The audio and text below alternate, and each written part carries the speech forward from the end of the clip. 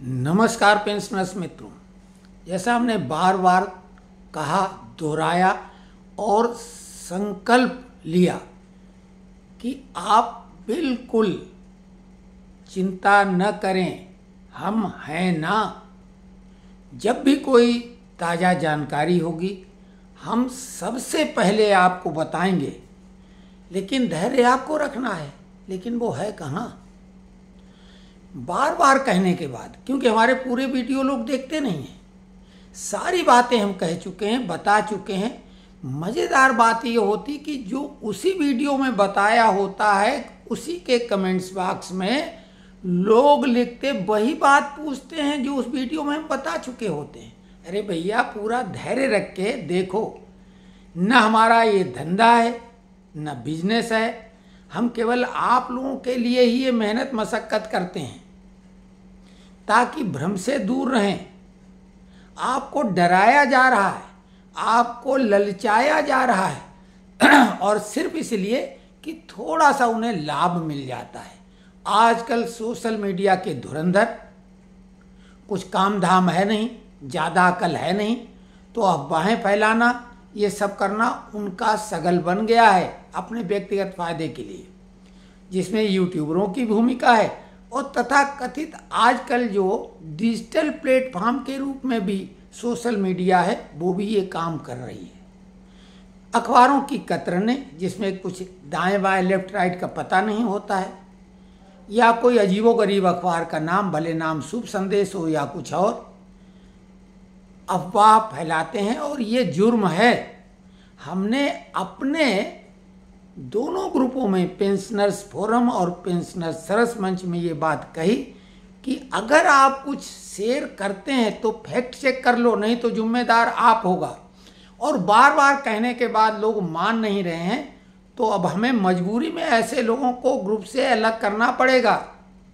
Group का सत्यानाश कर रहे हैं ऐसे कुछ लोग। डराने का या ललचाने का प्रयोजन नहीं है, आप सत्य बताइए ना। या तो आपके अंदर क्षमता है तो फैक्ट चेक करके बताओ, नहीं तो हम पे छोड़ो।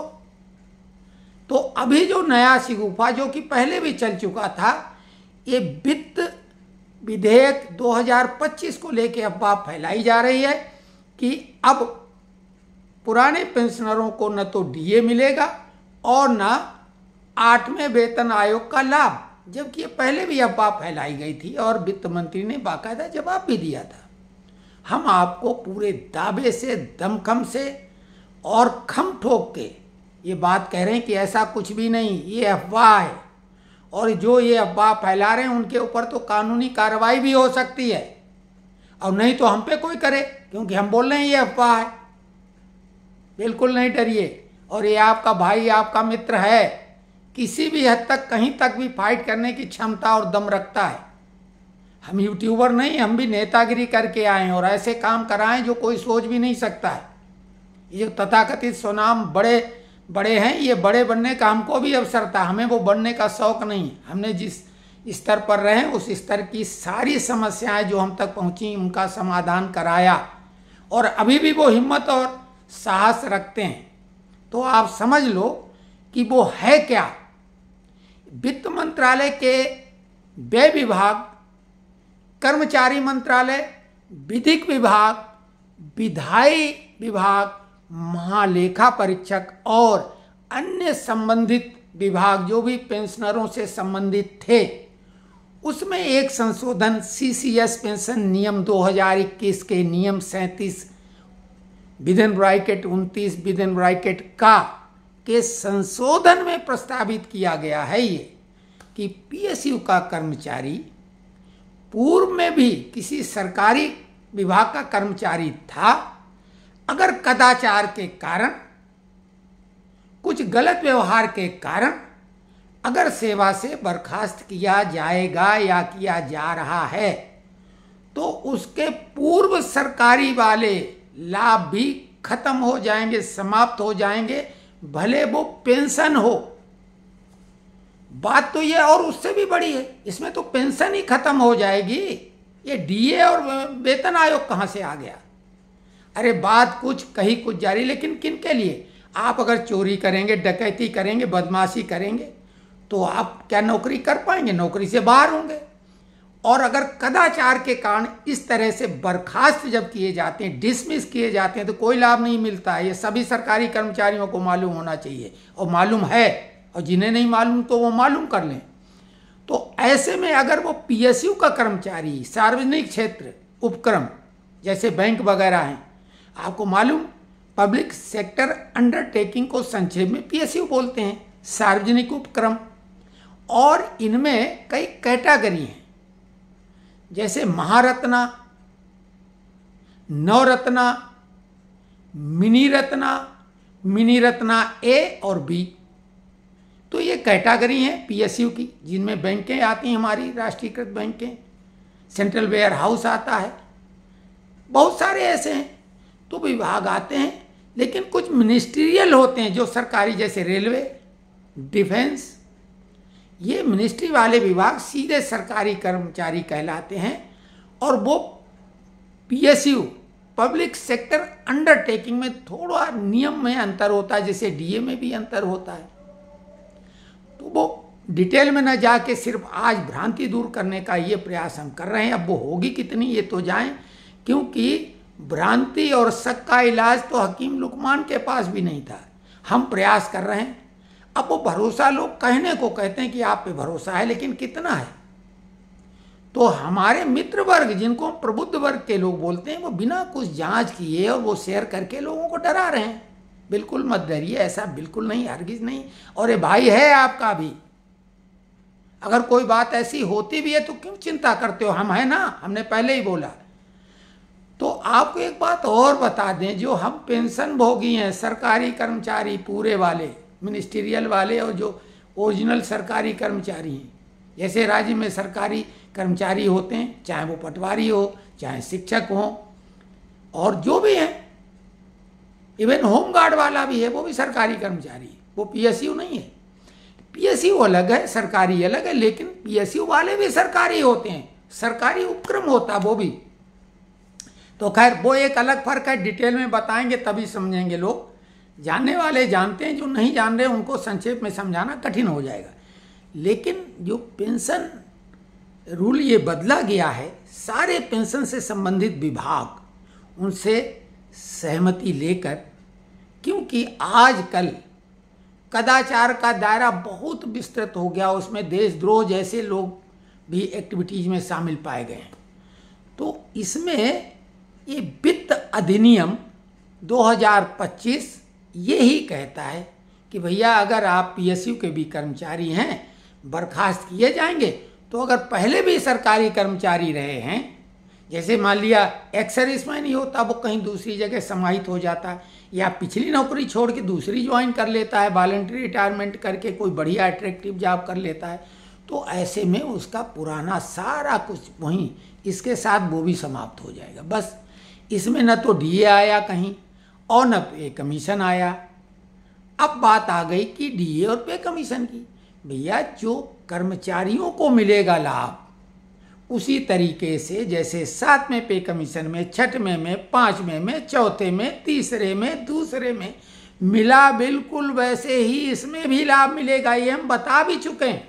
लेकिन फिर ये यूट्यूबर और ये जो सोशल मीडिया वाले इसी गुफा खुद ही छोड़ेंगे और फिर खुद ही उस पर ले उड़ेंगे और फिर बाद में धराशायी हो जाएंगे। कुछ दिनों बाद फिर वही, क्योंकि इसमें हमने बोला पेंशनरों या कर्मचारियों के ज़्यादा मुद्दे हैं ही नहीं, कहाँ से बात करें, कहाँ से कमाई करें, तो घुमा फिरा के मुद्दे बनाते हैं, डराने का, ललचाने का, और फिर धड़ाम। तो सावधान हो जाइए। और जहाँ तक ये चैंपियन यूट्यूबर जो बहुत, जिनके लाखों सब्सक्राइबर हैं, वो हमसे फ़ोन पर खुद सलाह ले चुके हैं, उन्हें कुछ नहीं आता जाता है, ये प्रूव हो चुका है।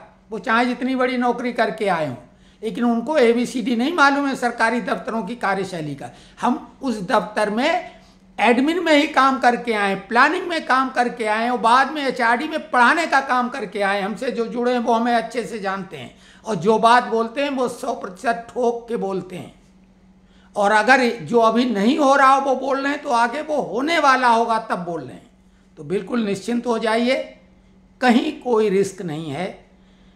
बल्कि जो ज़्यादा वरिष्ठ नागरिक और सुपर वरिष्ठ नागरिक जैसे 80 साल वाला अभी भी 20% पेंशन बढ़ के मिलती। राज्य सरकारों में राजस्थान में 1% प्रतिवर्ष, और हिमाचल और पंजाब हरियाणा में 5 साल बाद 5% ये पेंशन बढ़ के सिस्टम चालू है। सेंट्रल गवर्नमेंट में देर सवेर ये होगा ही। तो निश्चिंत रहिए, ये सब अफवाह है और हम हिदायत देना चाहते हैं। हम निवेदन अब नहीं कर रहे हैं ऐसे लोगों को कि जो ये खराब कर रहे हैं, उसको कचरा बना रहे हैं ग्रुप को, उसकी सफाई करनी पड़ेगी। ऐसे लोगों को बाहर का रास्ता दिखाना पड़ेगा अगर ऐसी हरकत करेंगे। आपके पास कोई सकारात्मक खबर हो और निगेटिव खबर है तो उसको 10 बार फैक्ट चेक करो, क्योंकि आपने तो उठाया पटक दिया, पता नहीं किसी को उससे हार्ट अटैक हो जाए। अरे कोई आदमी रात भर सो नहीं पाएगा तो तबीयत खराब हो सकती है, ऐसा क्यों? और ऐसी कोई भड़काऊ खबर जो सच्ची नहीं, वो बढ़ा चढ़ा के है, वो भी नहीं डालो। और इधर उधर के फालतू तो बिल्कुल नहीं। तो ये हम क्या बोले, बहुत हमको इस बात के लिए तकलीफ है कि जिन हम अपने व्हाट्सएप ग्रुप को बार बार सराहना करते हैं, अब उसी में वो कुछ लोग उसको कचरा बनाने में तुले हुए हैं। तो बिल्कुल ऐसा न करें, ये हिदायत है। नहीं तो ऐसे लोगों को हम बाहर का रास्ता दिखा देंगे, भले उसमें 2 लोग रहें, अगर नहीं रहेंगे तो ग्रुप तो हम अकेले भी रन करेंगे, ठीक है ना। लेकिन हम फालतू कंटेंट पे बिल्कुल भरोसा नहीं करते हैं। हमसे भी अगर कोई चूक होगी, गलती होगी तो हम उसको सुधार करेंगे अगले वीडियो में, या आप पॉइंट आउट करेंगे तो सुधार करेंगे, या क्लैरिफिकेशन देंगे, उसका जस्टिफिकेशन देंगे, जो भी कुछ होगा। तो आप कमेंट्स में बिल्कुल खुल के कुछ भी लिखें, उसका उत्तर देंगे फ़ोन करके। दिन में 20 से 25 फ़ोन हम अटेंड करते हैं या खुद करते हैं, और कई लोगों से घंटों बात की है, घंटों, मतलब 1 घंटे से ऊपर। ऐसे एक सज्जन है जिनसे 1 घंटा 42 मिनट तक बात की। इवन जिससे बात करते हैं वो थक जाता है, सोचता हुआ कहाँ चक्कर में पड़ गए। और ये भी बता दें कि हमारा समय कितना कीमती है। जियो कॉइन रिवार्ड के बारे में बताया था, जो पैसे का लालच करते हैं। हमने 25 जनवरी को लॉन्च हुआ था, तो जनवरी में तो ज़्यादा कुछ नहीं हुआ, लेकिन फरवरी से लेके जो अभी 4 महीने हुए, हमारे पास कुल 10,000 जियो कॉइन का रिवार्ड हमें मिल चुका है। एक जियो कॉइन की कीमत लमसम 50 रुपये रहेगी। उस हिसाब से 5 लाख रुपए के 4 महीने में जियो कॉइन हमने अर्न कर लिए। हमारा समय इतना कीमती है। इस यूट्यूब से जब से मोनेटाइज फिर से ऑन किया है, 1 महीने की जो अर्निंग दिखा रहा है 700 से 800 रुपये, जिसमें टैक्स कट के 500 से ज़्यादा नहीं रहेंगे। और इसीलिए हमने इसको बैंक खाते से अभी भी नहीं जोड़ा है। दावे से बोलते हैं, चैलेंज के साथ बोलते हैं, यूट्यूब को ही बोलते हैं अगर हमारा वो खाता कहीं जुड़ा हो तो वही बता दे, हमारी वीडियो को रद्द कर दे। अब और क्या कह सकते हैं। तो खैर, उम्मीद है आपको राहत मिली होगी। जिन लोगों को परेशानी हुई होगी, हमारे कई समझदार लोग हैं, इस पर आपत्ति भी दर्ज करा रहे हैं। तो हमने कहा ये वीडियो बना दें आज सुबह, नहीं तो हम तो शाम को बनाते हैं, क्योंकि दिन में हम फ़ोन में व्यस्त रहते हैं। और साथ में हमारा जियो कॉइन का चलता, हालांकि उसमें गैती फावड़ा लेके मेहनत नहीं करते, लेकिन कहीं न कहीं दिमाग तो लगा रहता है। और उससे निश्चित तौर से एक दिन में 5 से 10 हज़ार रुपये का हमें फ़ायदा होता है। तो हमसे जुड़ के हमने बार बार बोला, जिन लोगों के मन में लालच है, लालच हर एक के मन में होता है पैसे का, तो लालच करने से नहीं होता, उसके लिए कोशिश कुछ करिए, वो भी नंबर 1 में, ताकि आपकी मान प्रतिष्ठा खराब ना हो। हमने कईयों को बोला, कई लोग प्रयास कर रहे हैं, लेकिन हमारे जैसा प्रयास वो नहीं कर पाएंगे। हम तो ये बोलते हैं कि जो भी हो, यंग से यंग, इस 70 साल के आदमी से मुकाबला करे, क्योंकि मन के हारे हारे, मन के जीते जीत। हम किसी भी कीमत पे हार स्वीकार करने को तैयार नहीं होते हैं। क्यों? हम ऐसा कोई कार्य ही नहीं करते हैं, हम ऐसा कोई बीड़ा ही नहीं उठाते हैं। हमने पेंशनरों के सहयोग का जो संकल्प लिया है, उस पर मजबूती से आगे बढ़ रहे हैं। शुरू में ज़रूर कुछ यूट्यूबरों के दलाल और इन लोगों ने आलोचना की थी, तो हमारा विचलित हुआ और हमने सोचा छोड़ दें। तो आप ही लोगों ने हौसला दिलाया कि हम आपके साथ में हैं। उस समय हमारा स्वास्थ्य भी काफ़ी गड़बड़ था। तो आप लोगों का सहयोग इसी तरह से बना रहे और हम आपको इसी तरीके से जो भी हमसे बन पड़ेगा वो सहयोग क्या, एक मित्रवत एक जो भी कुछ करते बनेगा वो करेंगे। तो अगले वीडियो तक के लिए नमस्कार और कमेंट्स ज़रूर करें